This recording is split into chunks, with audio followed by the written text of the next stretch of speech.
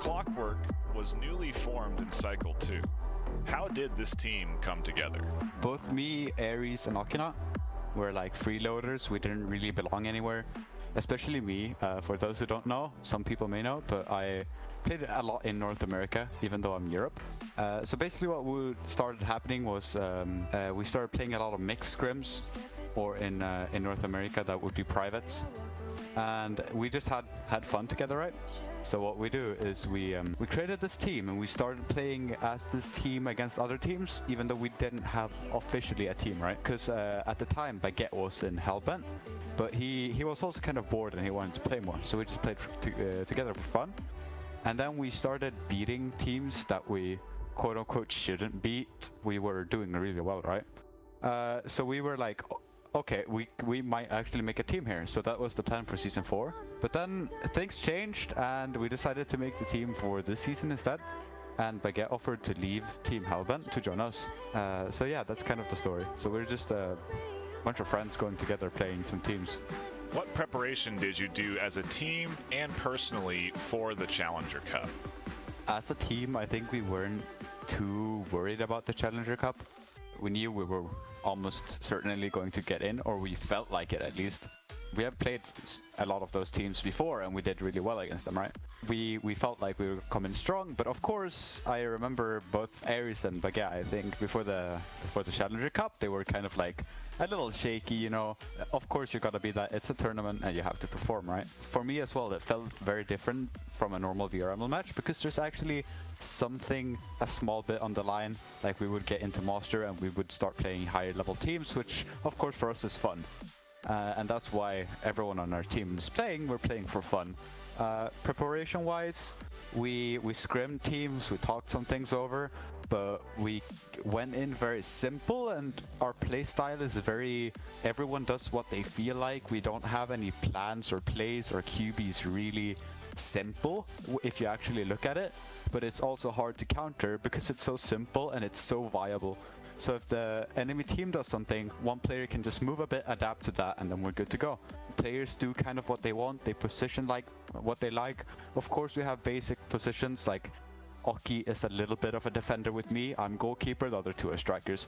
But it switches around, everyone scores, everyone gets assists, everyone gets saves even. It's just well-rounded, we don't really have anything set in stone. The Everest matchup was your 4th match in the round robin and a tough matchup. What were you feeling going into that 3rd round? This is certainly where our team has to work on the most because as many expected before we made this team, our team has a little bit of issues here and there when it comes to mentality. Losing is not the best for us. So coming into that 3rd round, we didn't really have that grip that we should have, and the mentality, the call-outs, everything was kind of toned down and everyone was kind of, yep, okay, like no one was putting the maximum amount of effort in. Of course, like we were trying, but you can't try your best when everyone's a little bit weighed down by everyone else, right? So, but me personally feeling like going into that round, I felt like it could go either way, right? Because we won the first one, and then we lost the second one, and then we're going into that third round, and it's like, but we also had in our heads that even if we lose, it probably won't matter, because we had I think coming into the match, we had a really high amount of goals compared to the other teams. So, and knowing that Everest was playing Exploited next, it's also a really good matchup, and it wouldn't be too much of a score difference between those two teams, even if Exploited were to win. We knew we were gonna make that tie, so I think that also made a point that we didn't play as well as we could have. Also, like we got tired. Everyone has played for a long time. The last 2-3 games a little bit sloppy. We're going in super strong the first 2 games, and even I got surprised by the scores we got on the first 2 games. Going into that third round, I felt like this is going to go either way, and I'm not sure what's gonna happen. Your first 2 matches in the Master Tier are this week. How are you feeling going into those matches? Of course, playing Master Tier is a lot different than playing in Ladder and Diamond teams, because everyone's obviously a lot better, or not a lot, but at least better, because they're in the top. And this week we've gotten Intoxicated.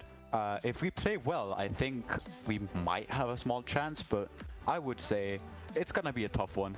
But I hope we can pull ourselves together and play like we know we can, because when we play now like we know we can, we don't make that many mistakes. Our passing game is usually really good. There's some things that could be fixed here and there, but usually we can hold up against really strong teams, and we've proven that to ourselves in scrims. If we have a good day and we play well, I think it's gonna be a really good game. Going up against Hyperion, I'm not sure at all. I don't think we've ever really played Hyperion in a scrim or anywhere, so that could go either way. I don't know. So that one's a little bit scary, because I don't think any of us really knows how they play, and I don't think they know how we play. And it's going to be very interesting to see what happens in that game.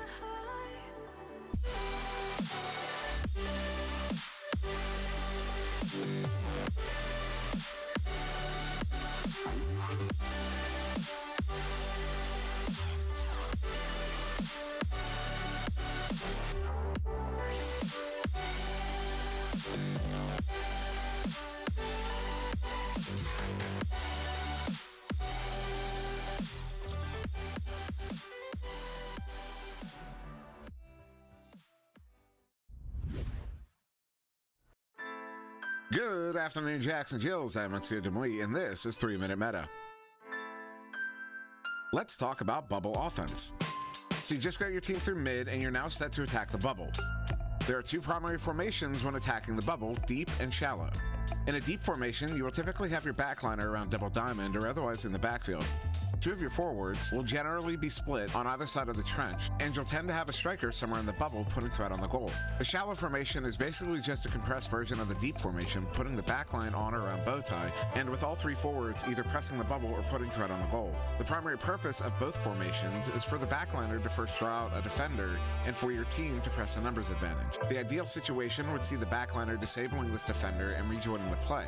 But even if the backliner gets tangled up, the numbers situation is still better for the offense. When considering the numbers when attacking the bubble, it is fair to consider the goalie as half a body. So even in what otherwise appears to be a 3v3 situation, it is functionally more like a 3v2.5 due to the fact that the goalie is committed to staying in goal but can still dive after cross passes and for 1v1s.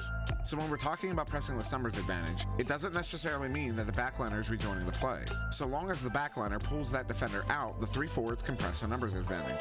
Following this logic, however, means that going in 4v4 also presents a numbers advantage, but with so many bodies in the bubble, the spatial advantage will generally go to the defense. With too many bodies in such a small area, too many lanes are intersecting, and multiple lanes can be more easily covered by a single person. So pulling that defender out is typically the most efficient way to attack the bubble, for even if your backliner fails at getting back into the play, you are still in a more ideal situation. By attacking with a numbers advantage, you ensure that at least one of your players is mostly free of defensive coverage for the duration of the attack. This means that there's always an open lane to be exploited, and it's just a matter of executing on these open lanes until a viable shot lane or cut option presents itself. If for some reason you're unable to find that lane, consider a reset, as that fourth defender at that point is likely rejoining the play, and the more you try to force it forward, the more likely you are to make a mistake. It is also important to note my heavy use of words like tend to and typically in regards to these formations. The only real guidelines I would offer as far as your exact positioning is to stay spread out, always have threat on the goal, and be mindful of your backline. If at any point in time, from when you gain possession of the disc to when you are attacking the bubble, if you manage to get a defender stuck behind your backline, you have the advantage, and you should press and maintain this advantage all the way to the goal, every single time. So next week we are going to cover bubble defense. I know some of you have been patiently waiting for that one, and I love you for it. I can't wait to get it out to you. I also encourage anyone who has questions or comments to leave them below. I respond frequently and will sometimes pin contributions or rebuttals to the topics I cover. So really, let me know what you think. But I've been Monsieur Demouy. Please like, share, and subscribe, and have a wonderful day.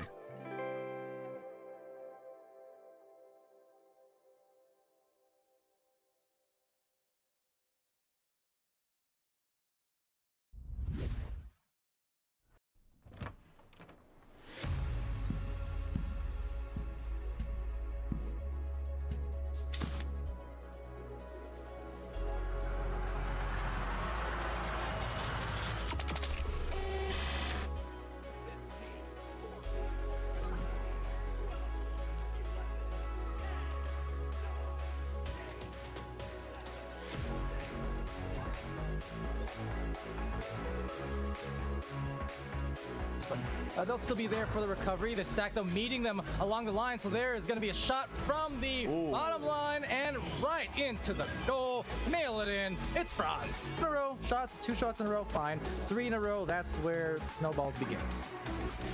Ooh, single shot. They have another opportunity here, Mossy. That was a great read. Next tech far side. Ooh, nice swim move. Next tech down to the floor to the Sosa. Sosa gonna set up Scarborough. Scarborough looking for the cut pass. Hits next tech and he brings it in for the 2. What a play there. Had it now looking maybe for the dribble with his teammate. I'll just bounce off the wall, but step over. Nice recovery. Ooh. Maybe a long shot and it will go in. For the 3 from 40 meters. Quickly closing that gap. Very nice. Very much appreciated. Now the pass comes up to Lucid Knight. Lucid Knight going for a 1v1 and he will get it off the back, but to put it in for the 2. Fernando's going to get that one cleared out as the chains get together and chase after that one down into the Limit Duty bubble. Ender with a hand on it. Ender up to Andy, and a good stop there by Witt. And Witt's going to get the clear out here as this one's through the near side tube all the way down into the 4 Kings bubble here. That's 4-on-0. Already scoring nearly as many points in this round as they did in round 1. Jim looking for the pass to Kaz. Kaz with the juke and the slam. Oh, a 9-point lead. And finding the stop there will be clockwork, and that's not good. And this long shot coming through, that's going to be good for Mamil. They're looking to recollect the disc, but if maybe the other team can get it, they might get a scoring opportunity. And John does recollect over to Hyper Infinity, and Hyper in orange, that is Gen Z on the right in blue. I am Monster Wee, joined by so much T on the cameras, and Sputnik Cobra in the studio with us is Aaron.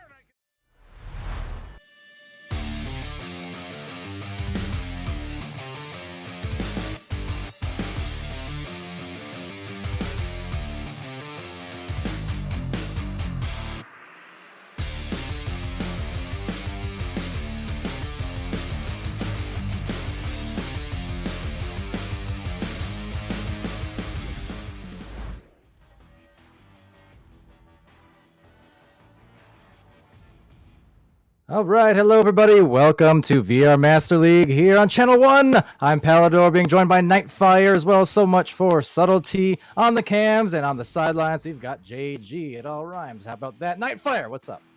I'm hyped, man. This is going to be a top-tier matchup, rank 6 versus rank 4 in the NA division, and I mean, I truly think that Mayhem have a chance here. You know, they've been playing pretty dang good so far this cycle, and, you know, Kang has that tendency. We've seen it happen before. They can give up a map. I just got to wonder if Mayhem can come out the gate and get a map under their belt. What's going to happen here in this series? Oh, yeah, absolutely. I mean, Cycle 3 is, we've been discussing, and as recently as venues, me and Dimwee mentioning how important this one is. I mean, we always talk about the games coming down to third rounds, how we love to see those, clutch time, crunch time. But right now, we're essentially in the third round of the entire season. That is to say, the third cycle. So every single win, every single loss, it's going to help or hurt you all the more, depending which way it goes. There's no coming back from a slow start here. So you got to just be executing all the way through until that final week of the regular season.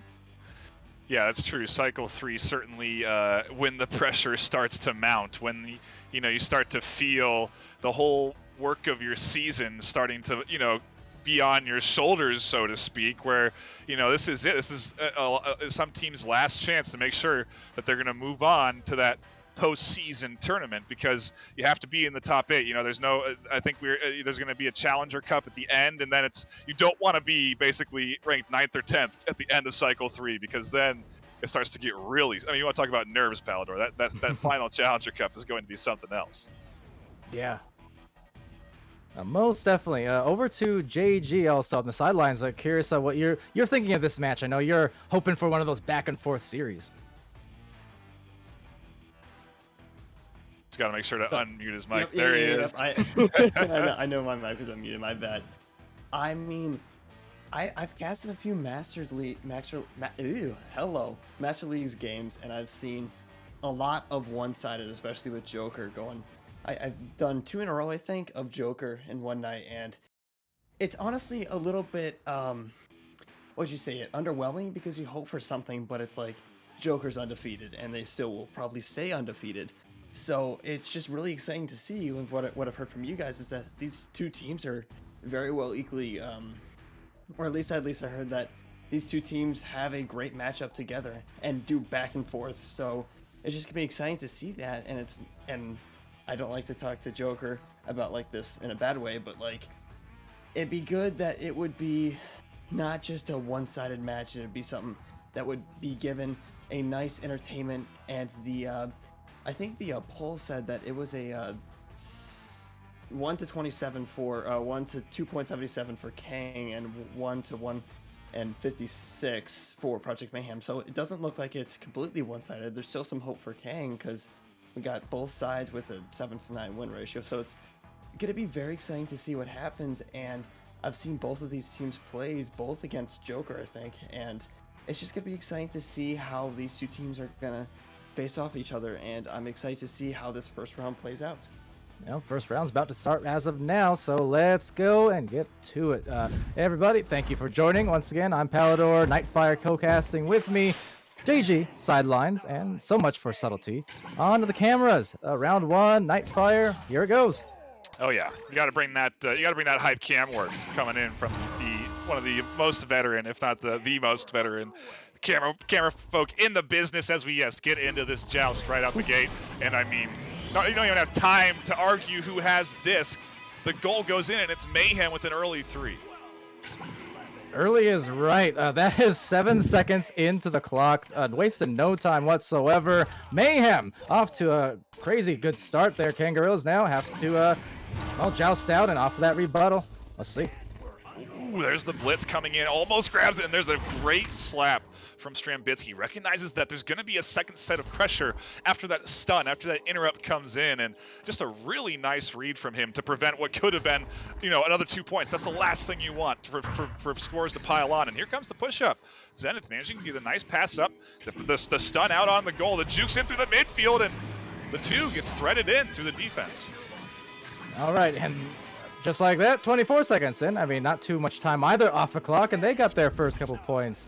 I would expect this one to be, just knowing the rosters, I mean, on occasion, the Kang, obviously, they're known for stalling it around a bit here and there, but I know the pass work for both these teams, I can expect a lot of efficient goals in matches like these. Yeah, absolutely, and defense needs to get back in time. It's just Strem in the goal. He's a great defender, but he can't weather a full force of Mayhem, because they've been looking good on the offense. There's a great cross pass up to the center and a save from Strambitsky. A fantastic read as he pushes out of the goal, grabs the disc mid shot on goal, and gets a great clear. Here comes the push in, a nice little headbutt actually from him. Strem's trying to do this whole thing by himself. He can't quite get there though inside the zone. That was a great headbutt, but maybe got too focused on it because just kind of butted it right into the two defenders at that point and gave them that chance to get the disc back. But it was a nice, well, but that said, it's going to be here by Zenith and Strembitsky on the side. Vanzi just kind of tip-tapping to and fro between Seal and Strem, giving some stuns as well before the clear attempt just gets right back to the law. Yeah, good defense, playing patiently. You know, they're not getting, you know, they're not pushing everyone out there. They're keeping some in reserve for these clears and ultimately preventing what could be a cohesive attack from Kang. But as I say that, Kang does manage to get set up inside the zone finally of Mayhem. A bit of an awkward back pass, and there's the stack from Mayhem in the defense. The clear gets scooped up by Zenith, and the back and forth continues inside Mayhem's zone. There's a great cross pass and a save from Vanzi. Just guides it away with his left hand. Tremendous grab by the Vanzi. And over here it's Zenith, the Z, back to the bubble, but disc is taken by Vanzi again, this time down right too, but alas, it's going to be a bag. And the bag over to the cloud. Strembitsky now right back to Seal, and spacing out our Kang. A nest, on side, on goal, everywhere. There's the cut, and the finish not quite. Just a bit low. The shot on goal was there. The stun was there. I think they had the opportunity open, but you know, you only get really one chance at a level like this. And this is a great back and forth we're seeing here. The midfield brawl for disc gets slapped away, but there's they've kept at least one in the backfield, almost ready for that pocket corner clear. They've been there every time, and it seems that it keeps getting thrown over there. Another pocket corner clear coming in here from Kang, but this time they're able to follow up on it. The full force of the defense, the wall formed up, does prevent the attack from coming in, and Vanzi able to clear it somewhat into the two. And all the Kangos players now grabbing the disc, splitting off. You see they don't get too invested in those pile-ups. They just know how to immediately find their proper spacing so they can get that rotation in their offense. And just the same when they're on defense. But that said, the defense was there, but the shot is as well. Gets dragged in, and Kang go up by one as a result. I mean, sometimes when you watch a very skilled player do a juke or something like that, and you see it go in, you just think, how is that possibly? How do you defend? That just seems so strong of a tactic. But when you're at this level, when you're in the master tier, these players know how to defend. They know how to disrupt those sort of jukes, and almost interrupts that dive into the goal for the two, but ends up, like you said, dragging it in. Here comes a three that just dings off the corner. That nearly puts Project Mayhem in a lead, but a bit of an awkward back pass, and the stack quick to get there. And that was how they started the round, just from that bottom angle near that trench, underarming it into the goal. But that said, a big stun here, so doing some great harm was Zenith on the law. So Zenith for Kangorillaz with the disc and with 1 point control, a gentle back pass to Sealable Bag, and Seal sending it right back to Zenith.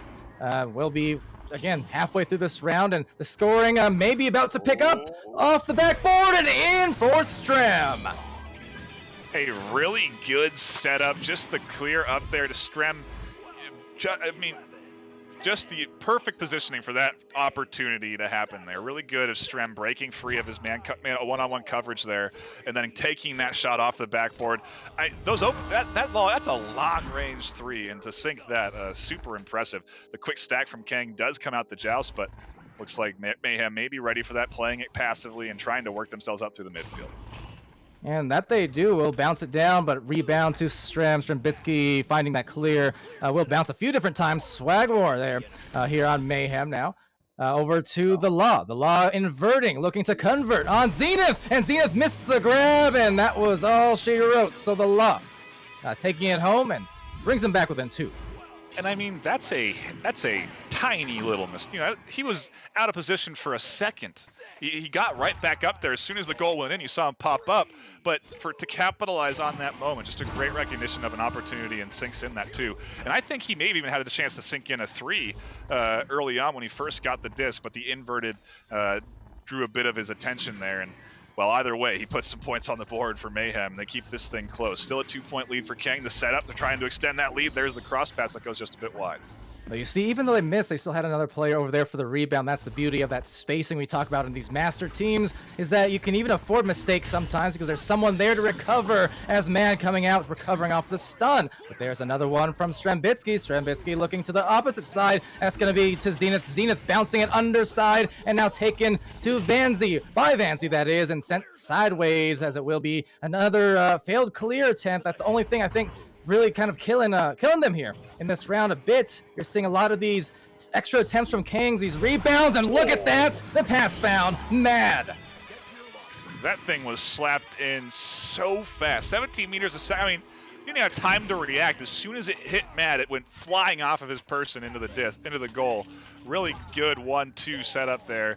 And I mean, great passing from Strem to get the disc into the zone. Just a really good attack from Kang, getting the rebounds, preventing those clears from happening, and they're keeping the pressure on Mayhem. Mayhem definitely feeling that pressure as they come for an attack, but Mad able to disrupt the offensive push and then tries to clear it out. Vanzi's there to intercept. Maybe an opportunity to try to take a shot on goal, but Mad's there tucked into the corner waiting, and here comes the push, and Strem stunned out, and the shot goes just a bit wide at the lower end. All right, recovered though by Mayhem, and still a lot of time. 2 minutes is plenty to bring themselves within 2. So they're eyeing down the comeback here. They're still going to need to do it another once or twice and defend on top of it. Kangorillaz, though, even with a lead like this, I would not be surprised to see a little bit slower offense the last 2 minutes of play just to drag out Mayhem outside the goal and just capitalize on one of those bread and butter plays that we often see. Yeah, absolutely. And now Kang playing this one a little bit passive because, I mean, this is 2 minutes left in this matchup, 1 minute 45, and it's just a 2-point lead. You cannot rely on a lead like this. They need to be able to set up for the attack like they're doing now, and the pass goes a bit wide. Sealable in a bit of a panic, does pass it back, and it's almost a full clear into the midfield. Can Project Mayhem react off of this? An open goal, 3 opportunities trying to go off the lower end? No, the defense is back in time, stacks there in order to disrupt. Mad doesn't get the clear out. Here comes the shot at the backboard. That goes just a bit low, and a lot of opportunities here going just a bit wrong for Mayhem. Yeah, opportunities lost and paradise lost. Maybe the book about to be closed. There's Strembitsky right into the goal, dunking it in, up by 4, 1 minute. A little bit less than that left after this joust, and that could be a super costly miss on the goal. It was a tough angle, don't get me wrong, but that was a tie going by. Yeah, absolutely. You know, now it's out of reach. You know, there's nothing they can do. It's a two goal lead.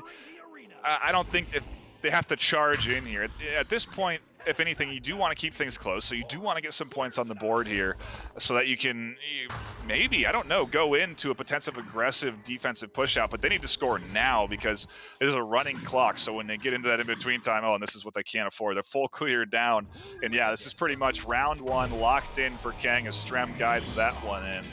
But a great round 1 nonetheless. Guiding it in generously, I suppose. Man, happy to take the assist, no doubt. And with that, though, Kangorillaz will secure the first round as this clock does wind down. And it was so close until that last minute, but that missed goal for the tie, that is indeed what cost them greatly. And maybe one more 3, just off. But over to the sidelines, to JG. What did you observe in that one? You know, from what I've seen before, this is a great Masters match, and it seemed like that there was a huge back and forth until the very end when Kang started to finally break down and take that opportunity and take Project Mayhem's mistakes and use it against them, as we saw at that last 2-pointer, that was an easy opening for them, and they took that advantage. It was really crazy to see on how back and forth it went, but the further and further we got into this first round, Project Mayhem started to break down, and their mistakes started to show up more, and those mistakes cost them a lot. The Law being the greatest asset for Project Mayhem with 5 points, and Vanzi, with 2. But with Kang, we've got both Mad and Zenith going to be getting 2 points, and Strem being the MVP with the most points for the first round with 7. And with Kang also seeable and Strem going to be getting those 2 saves. It was... I'm really excited to see on how if Kang is going to be able to continue this momentum and possibly try and continuously use those mistakes, or if Project Mayhem is going to maybe tighten up those defense, tighten up those mistakes, get those resets done, maybe miscommunications. But yeah, it was honestly astonishing to see what happens, and I cannot wait to see what happens for the second round. You know, it's interesting when you look at those stats. It does say that the possession time almost equal between teams, but it just felt like Kang had the disc in their possession a little bit more inside Mayhem's zone. It's close because Mayhem's able to make plays like this. What a save from Strem! He has 3 attackers surrounding him, and he makes the perfect read, a backboard pass that he's able to disrupt, and then the full clear comes up. Mad's now looking for an open goal 3. He's thinking about taking this from the corner here. Thinking he does, but maybe thought a little too hard. We'll still have another shot at that one, and zooming through the sky at 16 meters a second, the Under Armour will indeed be the one that does the harm. So 3 points, Kangorillaz starting it off after, on the other end, was a tremendously executed rollout from Mayhem. Great passes. It was just Strempitsky on that save that really undid it. Yeah, and I mean, geez, what a explosive start there from Mayhem as they tried to get into the back end and get those early points just like they did in that round 1. Like you said, I mean, if they could have replicated that, that would have been a fantastic way to kick off round 2. Still, they're not out of the woods yet, right? They still have a full game ahead of them, and just only 3 points scored. So they have to sort of rebound from this comeback. It does look like maybe a bit of a connection issue. Matt able to get a really nice backboard pass, somehow dodges out the stun and gets that backboard shot in. Yeah, a tremendous connection issue indeed for Mayhem, which is to say, the connection from Matt off the backboard. That was a just great touch on it. 2 in a row for the Kango. Tough start there on your offensive joust in this round 2. You really do want to kick it off with a bit of a rebuttal like they did, well, managed to at least in round 2, but 5-point lead, not too insurmountable just yet. The problem is if you let Kang run away with a round 2 lead, it's going to become insurmountable. It's going to become something that you can't bounce back from, and that was nearly the start of it. As that 3 goes in, there's a fantastic save, and Mayhem staying in this with some great defense when they need it.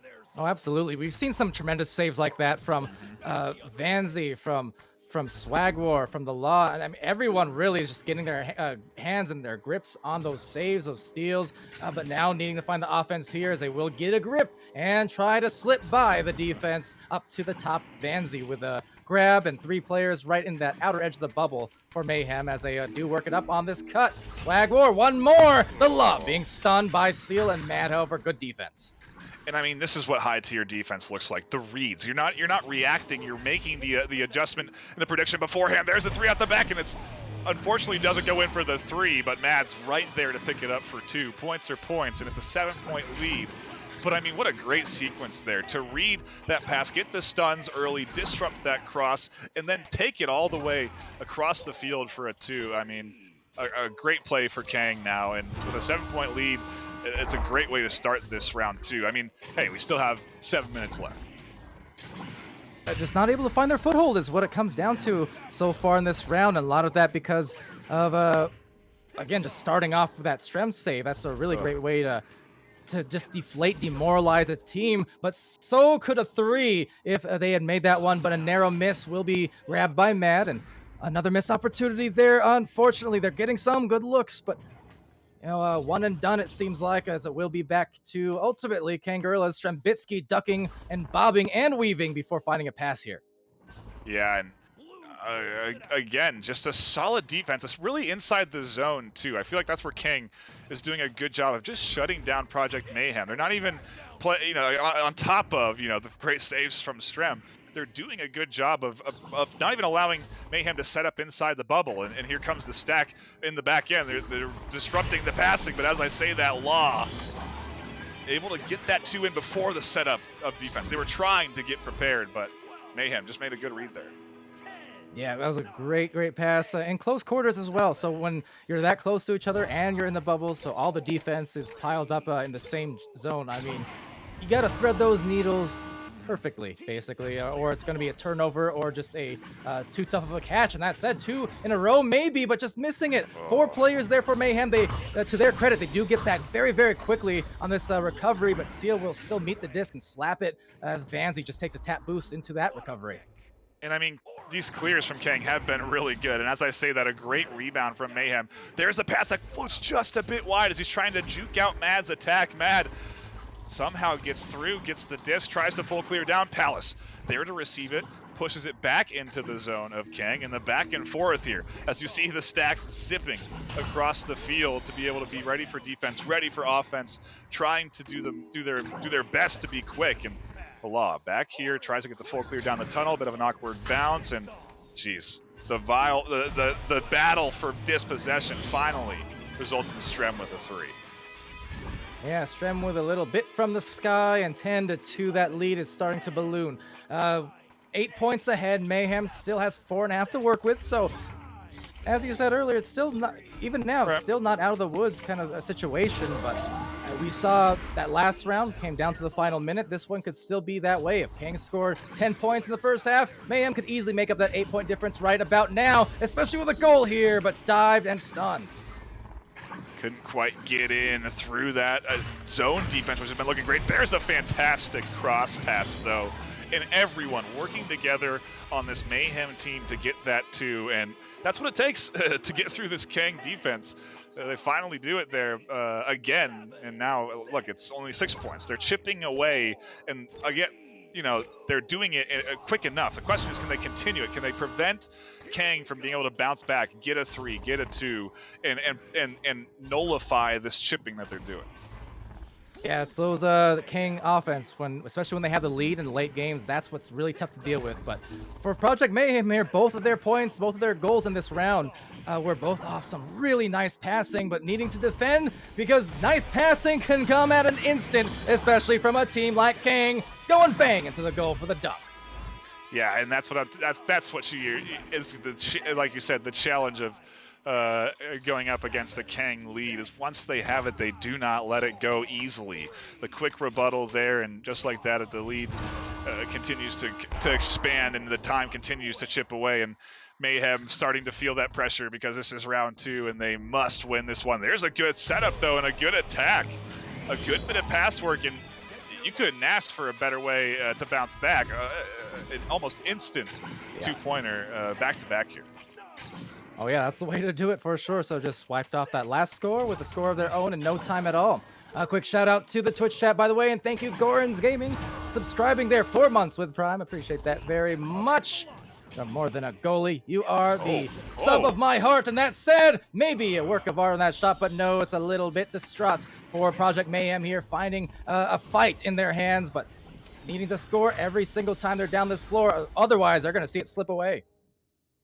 That was fantastic, Palidore. That was you should have worked your name in there. That would have worked too. Dang it, I could have rounded it off. Anyway, here's a good setup, a good attack inside the zone. Almost there. This disrupt there. They might get another 2 here as the pass comes into the Law, and is this the Mayhem comeback? They're preventing Kang from attacking. They're getting the steals, and somehow this is getting close. It's only 2 points here. It's only 2 goals, excuse me. All right, within reach. Don't even need 3s necessarily. They just need to hold steady, make sure they don't get lost in any of these chains. That's something that Mayhem is tremendously good at. And there it is. Look at that redirect. That was nutty. Over here, it's going to be taken back by Zenith, but another turnover potentially to Mayhem. How about that defensive stack? That was incredible to get that turnover. And maybe another goal about to happen. Swag war. They've gone to war. That, I mean, the stack redirect. It's like Mayhem turned on the turbo. They activated the NOS. That was a completely different paced Mayhem team in this last 2 minutes here than we had seen. And I mean, the attack is on. Kang feeling the pressure. They need to get through what has been a great midfield defense, and they're doing that now. Here comes the passing work that you talked about, Pally, and well, a little bit of stalling time as the back pass to Strep. Final minute, and Kangorillaz know here with a score. They can secure potentially the win. It's 50 seconds left, so there's still time, but that is gonna hurt badly for Mayhem. Jeez, this round 2 is just so fast, especially these final 3 minutes. Things are just popping off, and yeah, I don't know. Mayhem really, they have to do what they've done. They need to a quick 2 and then an instant disrupt, an instant 2. That's a good clear down. It is read nicely. The stacks here. That's a good clear. It was a bit panicked, but it was pushed out. There's the defensive stack here. Fancy tries to cross pass it out, and it goes just a bit wide, and the clock now continues to tick down. 13 seconds left. I don't think they don't even have enough time to get enough points in, but what a great attempt from Mayhem to make this comeback. And I mean, Kang just barely preventing it from coming all the way to fruition.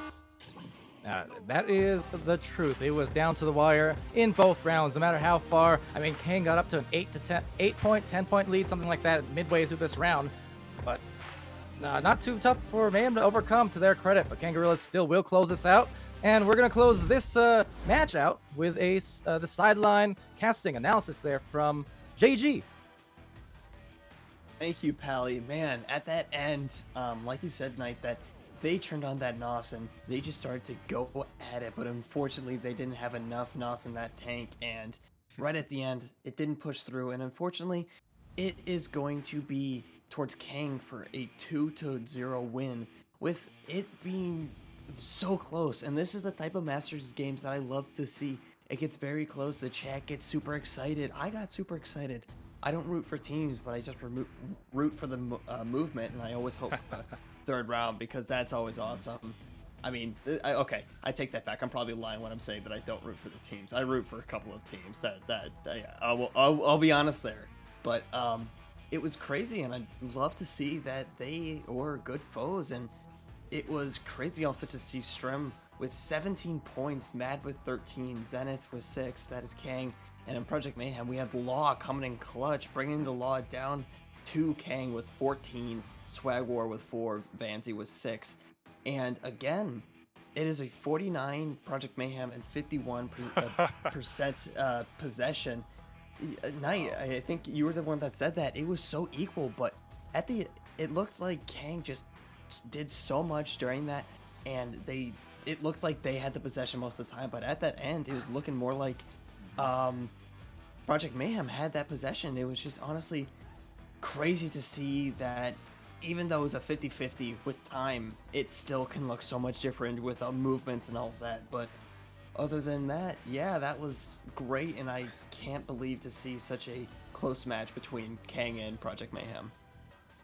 Yeah, a true thriller, if you will. And I completely agree. The possession time, everything. I mean, it certainly seemed like it was into the hands of Mayhem there, but Kang just able to weather it. And Palidore, I think there's more games coming up. Am I wrong on that? That would be correct. So over at on Twitch watching right now, we're going to make a quick switch. So do stay tuned. We'll be ending this stream, and then within a minute, we'll be right back online, just switching camera folks. So much for subtlety on the cams this one. Thanks to him for joining us. I'll be on the cams for the next, and we're going to have Endpoints versus Team Amoeba in the gold division, and the first gold match I should mention for Amoeba. So some intrigue coming along soon. Do stay tuned, and we'll be right back.